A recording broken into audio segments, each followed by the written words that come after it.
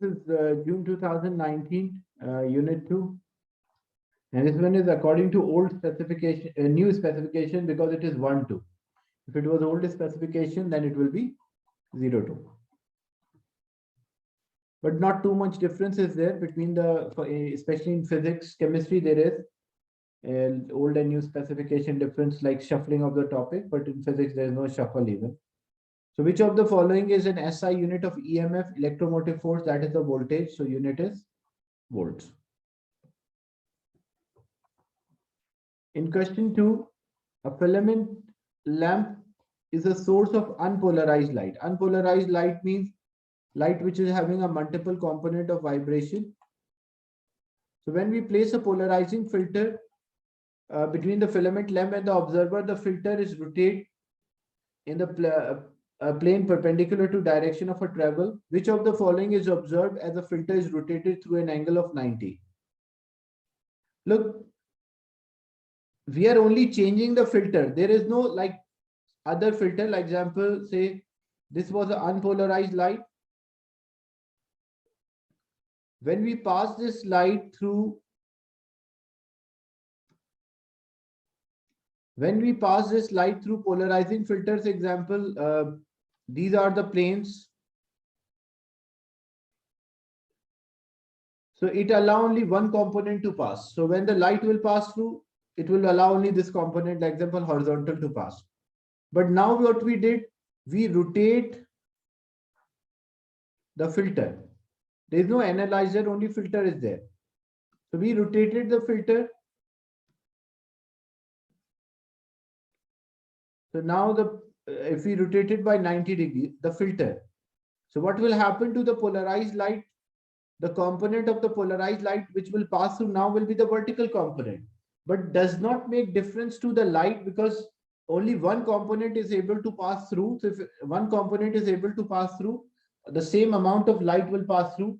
So with our eye, we cannot sense like what is the direction of a vibration, horizontal or vertical. So for us, it will appear as there is no change if we rotate the. If there was another filter, like example, if two filters were there, first, if they were exactly parallel to each other, if there were two filters,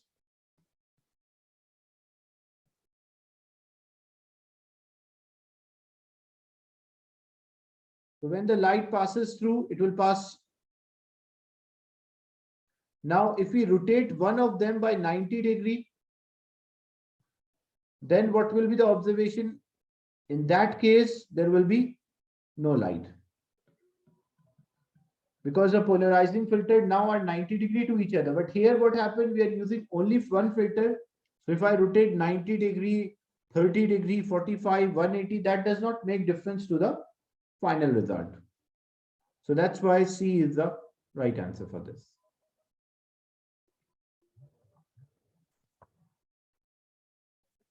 In question 3, when a guitar is plucked, a sound of a constant frequency is heard. The wave produced on a vibrating guitar is, so basically, like this is a spring. When we disturb, it produces two waves. First travel in outward and then bounce back, and they travel towards each other. As a result, this gives rise to a standing wave.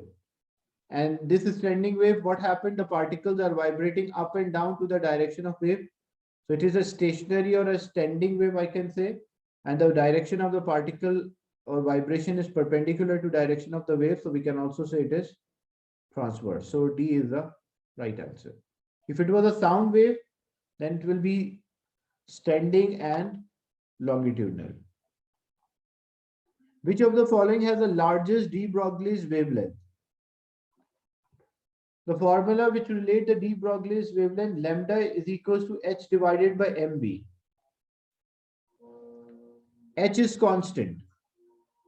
So it means largest wavelength means the shortest momentum, means the smallest product of mass and velocity. So mass of electron is 9.11 into 10 to the power minus 31. Here also mass of electron is 9.11 into 10 to the power minus 31. Mass of neutron is 1.6 into 10 to the power minus 27. Here also 1.6 into 10 to the power minus 27. So we multiply the mass with velocity. So the one which gives the smallest answer of a product of mass and velocity, that will give the largest wavelength. So when we multiply, and definitely it should be electron because electron is the lightest. And if this speed is less, so it means this will give us the smallest value of a momentum. So it will be the largest wavelength.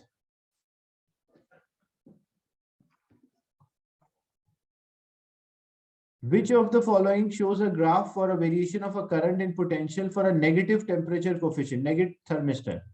So negative temperature coefficient or thermistor, the resistance decreases as the temperature increase. And remember, current and voltage graph, the slope is reciprocal of the resistance. So what happens if the resistance decrease, the slope should increase. So which one slope is increasing? For option C, the slope is increasing.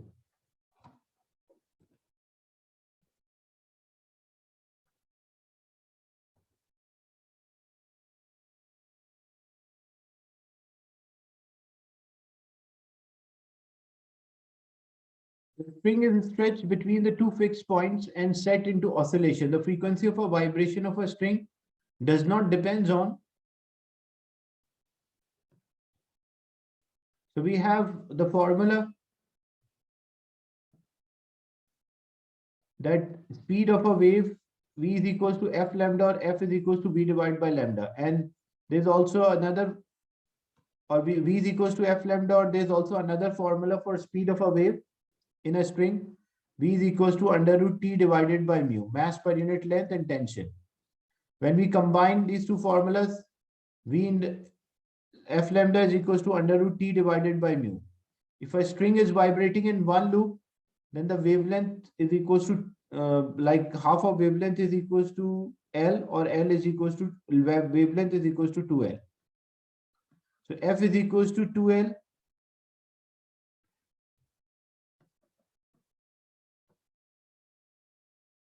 So F is equals to F into 2L is equals to under root t divided by mu, or F is equals to 1 divided by 2L under root t divided by mu.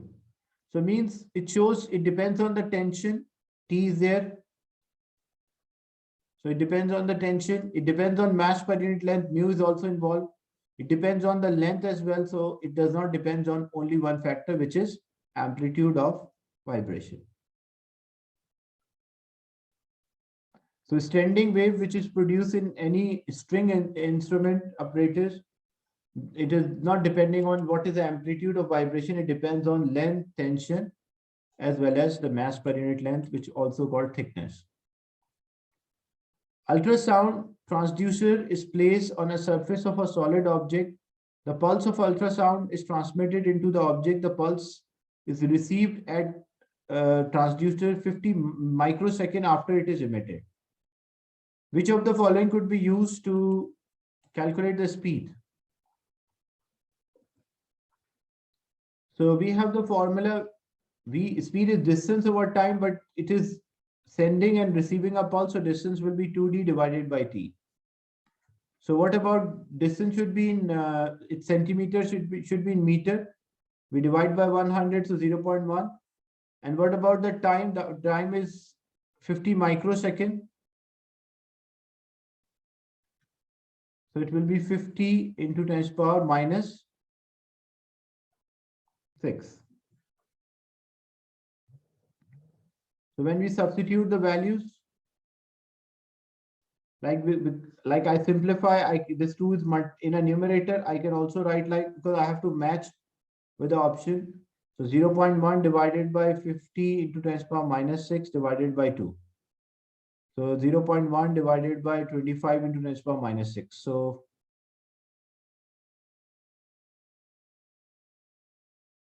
it matches with option B. Or I can just simplify all the answers and check which one matches with this result. So that will be the right answer. So the idea is that because there is a reflection, wave transmit and receive, so the speed will be 2d divided by t. two copper wires which are having identical cross-sectional area are placed in series. Which of the following could be different for two wires? Number of the charge carrier, because they mentioned two copper wires, so they are made up of same material, so the number of charge carrier will be same because charge densities will be same. They are connected in series, so current will be same. What about the drift velocity? Because we have the formula I is equals to N A Q V. N is not changing, A is constant, Q is constant, so V should also remain constant because they should have the same current. So that's why the drift velocity will also be same. So what will be different? Because they're connected in series, so the voltage or the potential across these two resistors will be, because they mentioned two copper wires of identical cross-sectional area. So if area is not changing, they will have the same drift velocities as well. The only difference that the potential might be different depending on their lengths. The definition for the current and the potential both includes. So what is the definition of a current? Current is rate of flow of the charge. And what is the definition of potential? It is work done per unit charge. So what is common thing we use to define both of them? That is A, or we can say charge.